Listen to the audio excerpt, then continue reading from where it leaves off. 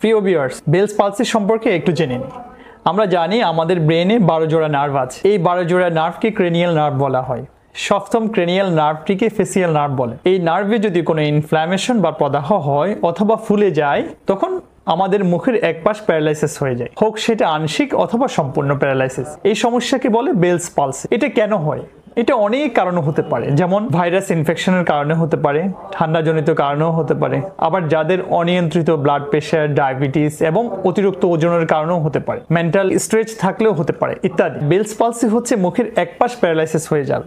মুখ হা করলে একদিকে বেঁকে যাবে, মুখে আক্রান্ত পাশে পানি পড়ে যাবে, মুখের আক্রান্ত পাশে চোখ বন্ধ করতে কষ্ট হবে, কপাল ভাঁজ করতে কষ্ট হবে ইত্যাদি। আমার ক্লিনিক্যাল এক্সপিরিয়েন্স থেকে বলছি, একজন বেলস পালসি রোগী যদি সঠিক সময়ে সঠিক মেডিসিন এবং ফিজিওথেরাপি চিকিৎসা পায়, তাহলে সর্বোচ্চ 1 সপ্তাহ থেকে 1 মাসের মধ্যে ভালো রেজাল্ট পাওয়া যায়। প্রিয় ভিউয়ার্স, বেলস পালসি সম্পর্কে একটু জেনে নিই।